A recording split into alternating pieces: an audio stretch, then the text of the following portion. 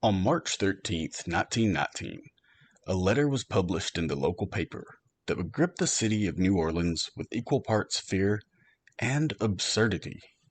And 6 days later, the city would be forced to play jazz the whole night or risk everything. Welcome back to Legends May Live, where we explore the strange, the mysterious, and the downright eerie. I'm Drew, and today's story mixes the absurd with true horror. But before we get into that, just a quick note that all of our stories are based on true events, but sometimes the details can get murky over time, so just take it as entertainment.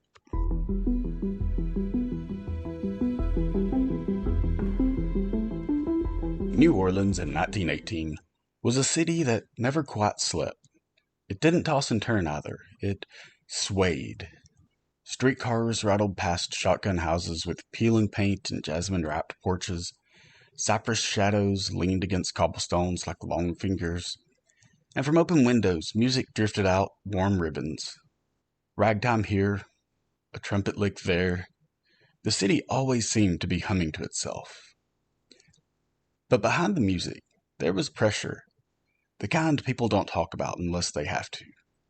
The war had ended, but soldiers were drifting home changed. The flu had come through and left its mark. For most, though, there was a share of fun, but it was still a hard life. Money was tight, rumors were cheap, and some neighborhoods belonged to men you never met in the daylight and you didn't want to meet after dark. Around this time, many Italian immigrants ran small corner grocery shops, and usually they would live above their stores. They would drift to sleep to the scent of oranges and fresh bread. The cash register never held very much, but a day's take was enough to keep the lights on. And as they would lock up every night, they would tidy up the store, bring in any boxes from outside, usually leave the axe they used for chopping wood or breaking ice by the back steps.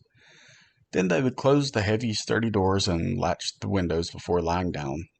It was a routine life, but sometimes a simple life can be a good one. The New Orleans police patrols were also pretty routine. They were usually the same drunks, the same domestic calls, with a few fights here and there.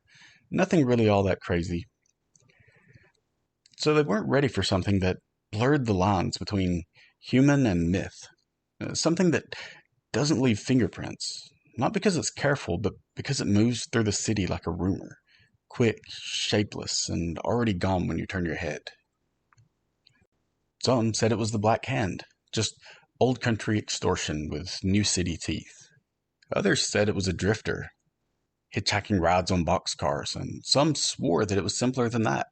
It was just a madman with a thirst for violence. Whatever the case, it became known as the Axeman. By the time the papers caught up, the story was already writing itself. In locked bedrooms, in rooms that smelled like iron, in homes where lamps burned low and nobody heard the first sound. If you believe some historians, the Axeman's shadow was already stretching across New Orleans years before the city ever gave him a name. In 1910 and 1911, a string of violent, strange break-ins targeted mostly Italian grocers. The details were almost exactly the same each time. A panel on the back door carefully chiseled away. No broken lock, just a neat, silent opening, large enough for a man's hand to reach through, unlatch the door, and step inside. The attacker never brought his own weapon. He didn't have to. In every home and shop, an axe leaned by the door or hung on a nail out back. It was for splitting wood or for cutting ice, and that axe became the murder weapon. On May 23rd, 1918, just after dawn, Andrew Maggio, a local barber, decided to check on his brother Joseph and Joseph's wife Catherine. Their home sat above the grocery store that they ran together, and as he arrived, the smell of fruit and flour dust still clung to the air. But the shop was eerily quiet as he called out for them. He slowly walked up the stairs and knocked on their front door. There was no answer, so he decided to let himself in. And as he pushed the door open, he continued calling out for them. He looked all around the house, but when he got to the doorway of their bedroom, there they laid. Both of them were dead. From what police could tell, they had been attacked while they slept. Their throats appeared to have been cut with a straight razor, and their skulls were crushed with an axe. The bed sheets were drenched, and the walls were covered with splatter. The razor belonged to Andrew himself. He had misplaced it days earlier.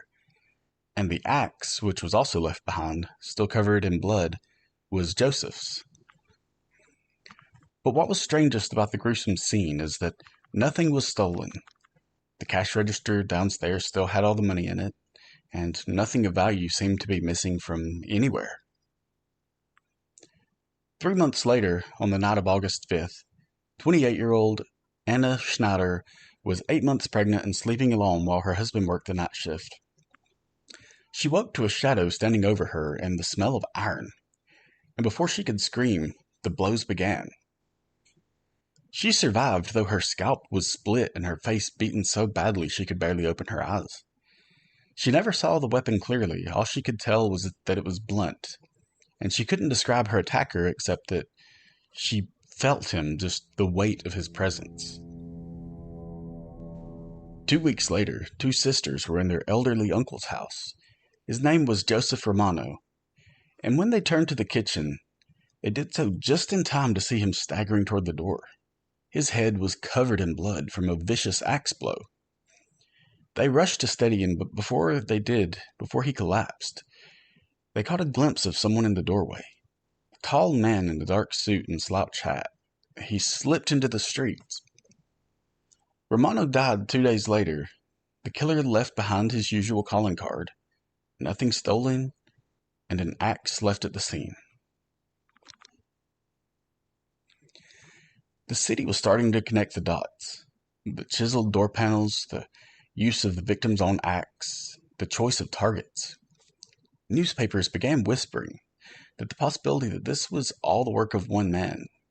But what no one realized yet was that the story was about to leap off the crime pages and into the realm of something much darker and far stranger. By March of 1919, the city was on edge. The attacks were brutal, seemingly random, and the killer never took so much as a nickel. And then he decided to take things a little more public. He decided to write to the news station. And what he had printed up in the local paper was this: "Esteemed mortal, they have never caught me, and they never will. I am not a human being, but a spirit and a demon from the hottest hell. I am what you Orleans and your foolish police call the Axeman. When I see fit, I shall come again and claim other victims. But mark you well, all of the people of your city will be spared if they play jazz in their homes. And in this you will know that I am true, for I am very fond of jazz." The letter ran in full on March 13th. It was absurd, it was terrifying, and it gave the city 6 days to prepare for the night of March 19th. And when that night came, the city transformed into one great orchestra. Every saloon, every dance hall, every parlor was alive with music. Musicians packed bars shoulder to shoulder. Families huddled in living rooms, spinning records on wind-up gramophones, their hands shaking as they set the needle down. People danced, drank, and pretended it was just another night. But between songs, eyes drifted to windows, to doorways, to the dark corners of the street. Because somewhere out there, maybe leaning in a shadow, maybe standing at the edge of a lamplight, the Axeman was listening.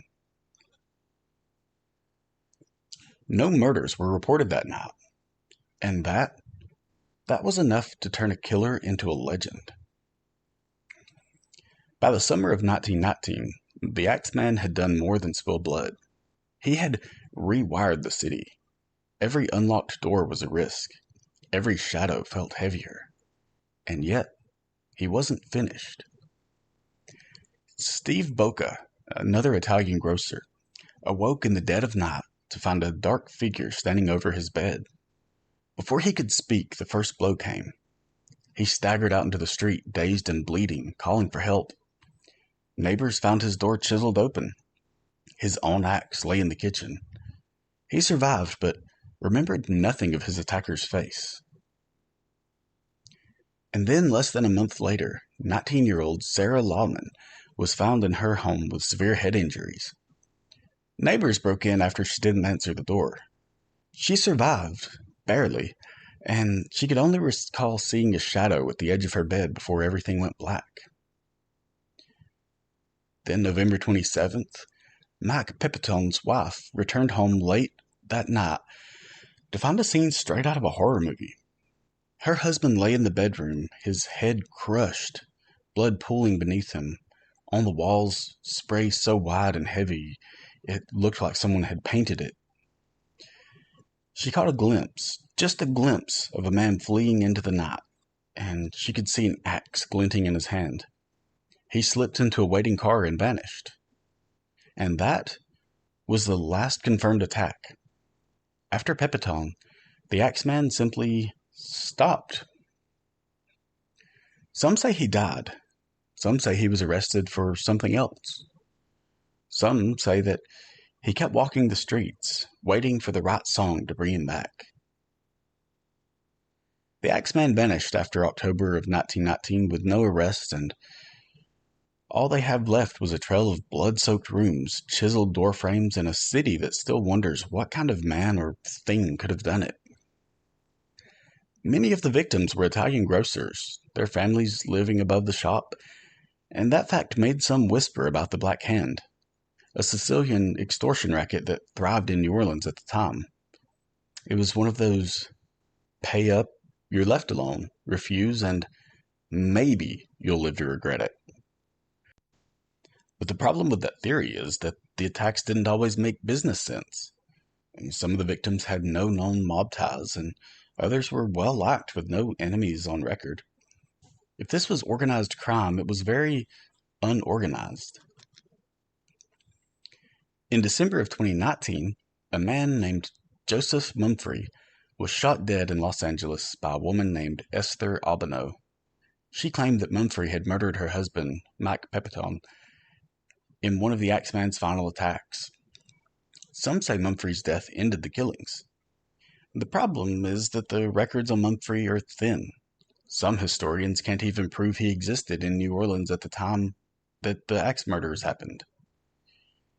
He might have been a small-time crook or just a convenient name to hang the mystery on. Regardless, the Axeman's methods weren't flawless. Sometimes he killed with surgical precision, but other times he left survivors badly beaten but alive. The level of violence shifted.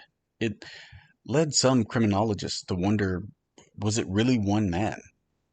Or did fear itself create imitators? And then there's the story the Axeman himself wrote, the one where he wasn't a man at all, but a demon from the hottest hell who loved jazz. It sounds ridiculous until you hear the survivors. Some swore he moved without sound, struck without warning, and vanished as if he stepped sideways into another place. He left no footprints in wet ground.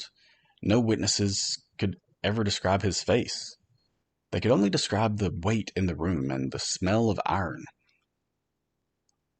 Whatever story you believe, there's one thing that they can all agree on.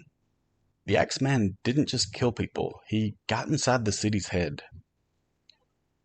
Over the years, suspects rose and fell. Joseph Mumphrey, a nameless drifter, multiple killers, supernatural force, all tied forever to the rhythm of jazz. Historians debated motives, criminologists picked apart the crime scenes, and yet, not one theory closes the door. Not one answer could explain everything. Jazz musicians immortalized him in songs. Locals passed the story down like a cautionary tale. In the city's darker corners, some swore you could still feel him on certain nights when the streets were quiet and the music cuts out too soon. Maybe the Axeman died a century ago, or maybe he's still out there, leaning in the shadow, just waiting for the right tune. That's it for today's episode. Thanks for listening to Legends May Live. If you enjoyed today's story, please remember to like and subscribe. Until next time, keep a lookout and bring your axe inside at night, because legends may live.